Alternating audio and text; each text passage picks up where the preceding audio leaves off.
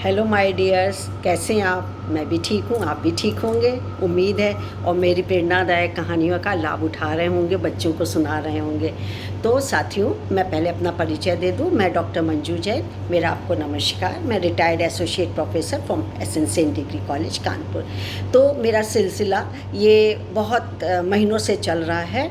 समझ लीजिए 250-300 कहानी तो मैं दे चुकी हूँ, और 250-300 मेरे धर्म मार्ग भी हैं, जो आप मेरे यूट्यूब चैनल में डॉक्टर मंजू जैन के नाम से सर्च कर सकते हैं, धर्म मार्ग। ठीक है, और भी बहुत सारे हैं, लेकिन मैं बता रही हूँ। तो प्रेरणा तो हर एक को कहीं ना कहीं से मिलती है। आप ये सोचिए कि महापुरुष हुए हैं, संत हुए हैं, ऋषि हुए हैं, तो वो ऐसे ही नहीं बने हैं। जीवन में कहीं ना कहीं उनकी प्रेरणा रही होगी, चाहे पढ़ के, चाहे सुन करके, चाहे देख करके, और फिर वो उस रास्ते पे चले।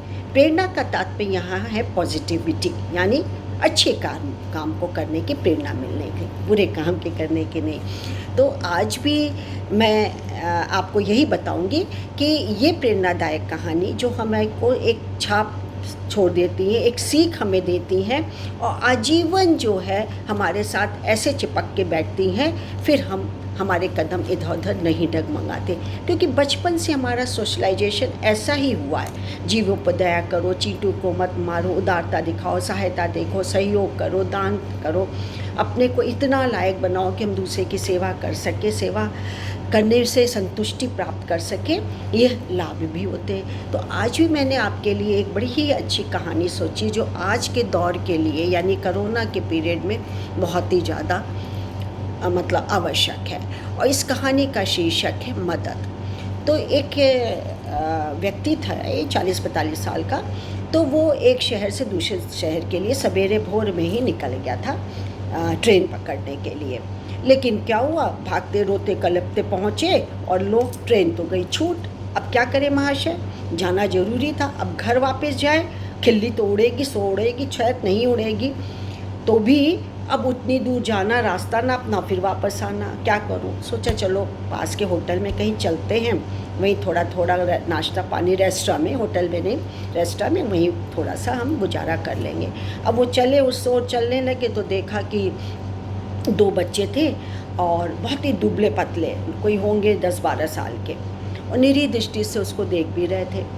तो उनको, युवक को, जो थे बिजनेस करने के दौरान जा रहे थे वो ट्रेन से, जिनकी ट्रेन छूट गई थी, तो उस युवक ने, उस व्यक्ति ने उसको देखा, उनका कि बेटे ये लो 10 रुपये और चाय वाय पी लो।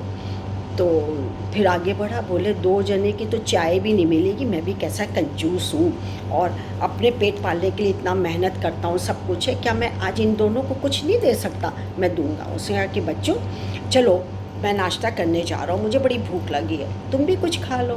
तो छोटा बच्चा तो तैयार हो गया, लेकिन बड़ा बच्चा ने कहा चुप नहीं, बिल्कुल, मतलब डिसिप्लिन भी था उन बच्चों में। तो लेकिन उनके आग्रह से, उस व्यक्ति के आग्रह से दोनों बच्चे तैयार हो गए। जैसे ही अंदर घुसे तो वो जो रेस्टोरेंट वाला मालिक था या मैनेजर था, जो भी था, उसने रोका कि ये कहाँ चल रहे हो, क्योंकि वो गंदे गंदे कपड़े पहने हुए थे, नहाए नहीं लग रहे थे, बाल भी उलझे सुलझे लग रहे थे, तो पैरों में चप्पलें भी नहीं थी। तो व्यक्ति ने कहा कि नहीं, इन्हें रोको नहीं, मेरे साथ हैं।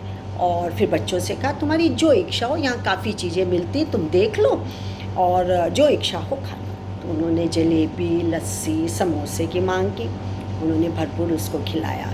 और उस व्यक्ति ने कहा कि मैंने तुम्हें जो 10 रुपये दिए थे, उससे ना छोटे छोटे शैम्पू के 1-1, 2-2 रुपये के सैशे आते, पैकेट्स आते हैं, वो खरीद के पहले नहाना, किसी भी नल उसमें चले जाना, हैंडपम्प पे नहाना, पैर धोना, और फिर तुम कोई भी छोटा मोटा काम कर सको वो कर लो, और नहीं तो स्कूल में किसी तरीके दाखिला लो, और नहीं तो मेरे पास आना, मैं देखूँगा।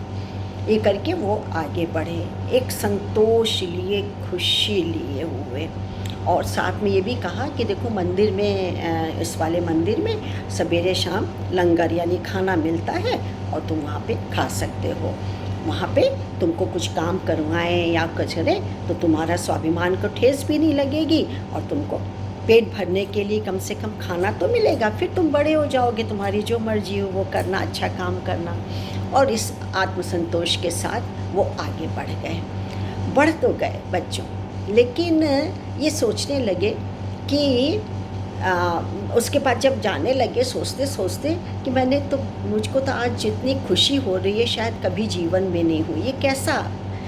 ये कैसी संतुष्टि, ये कैसी अनुभूति है। करते करते वो मंदिर में पहुंच गए और मंदिर में सबसे जाते पहले ही ताना कसा भगवान के ऊपर, ईश्वर के ऊपर। ईश्वर, सारे तुम्हारे बनाए हुए हैं और तुम बालकों को तुम भरपेट खाना तक नहीं देते हो, क्या तुम्हारी माया है। दूसरे ही पल चौंक गए, बोले अरे ये तो निमित्त मात्र हम हैं, तो हमको भेजा तो तभी तो मेरी ट्रेन छूटी और मैं होटल में रेस्टोरेंट में खाना खाने जा रहा था। 2 बच्चे मिले और मुझको मैंने उनको खाना दिया और संतुष्टि मुझे प्राप्त हुई, प्रसन्नता हुई। तो ये और कौन है, ये ईश्वर ही ने तो करवाया है। तो भगवान हमें, अब कहानी का सार ये है, सारांश कि भगवान हमें किसी न किसी मदद करने के लिए भेजता है, और जब वो हमें तब भेजता है जब हमें वो उस काम के लायक समझ लेता है कि हम लायक हैं, दूसरों की सेवा शुश्रूषा कर सकें, खाना पीना दे सकें, दान पुण्य कर सकते, दया कर सकें, तभी वो हमको भेजता है। हो सकता है मुझे भी इसीलिए भेजा हो। यह उसी की तो प्रेरणा होती है। किसी की मदद को मना करना वैसे ही है जैसे भगवान के काम को मना कर देना। तो खुद में ईश्वर को देखना तो एक ध्यान है। हमने खुद अपने को झांक के देखा, स्वयं को देखा, ईगो अपना अंदर का जो स्वयं है, तो वो देखना ध्यान, भगवान का ध्यान है। और दूसरों में ईश्वर को देखना क्या है, वो प्रेम है। तो ईश्वर को सब में और सब में ईश्वर को देखना ही ज्ञान है। तो आज मुझको बहुत बड़ी सीख यही मिली कि सचमुच कहानी प्रेरणादायक तो होती है, और इस कहानी से बहुत सारी चीज़ों का हमारा निदान होता है, हमारी आत्मसंतुष्टि होती है, यानी हम खुश होते हैं तो हमारे विकार अंदर के सब चले जाते हैं। मदद के लिए किसी ने तो हाथ बढ़ाया, 4 लोग और प्रेरित होकर मदद के लिए हाथ बढ़ाते हैं, ठीक है। और फिर उन्होंने इतने प्रेम पूर्वक कहा कि बेटा वहाँ पे तुम्हें खाना भी मिलेगा और तुम छोटा मोटा कोई कार्य कर लोगे तो कुछ नहीं होगा, तुम्हारे स्वाभिमान को ठेस नहीं पहुँचेगी, ये भी कहा। और बच्चों ने वही किया। तो मेरी युवाओं से और बच्चों से यही अपील है कि जब कभी भी आपको कोई भूखा, दीनहीन दिखे, गरीब दिखे और आपके पास पैसे हों या भगवान ने आपको इस लायक बनाया है, तो उसकी तरफ मदद का हाथ जरूर बढ़ाएं। यही मेरा संदेश पहुंचाना है। आज के लिए इतना ही काफ़ी है।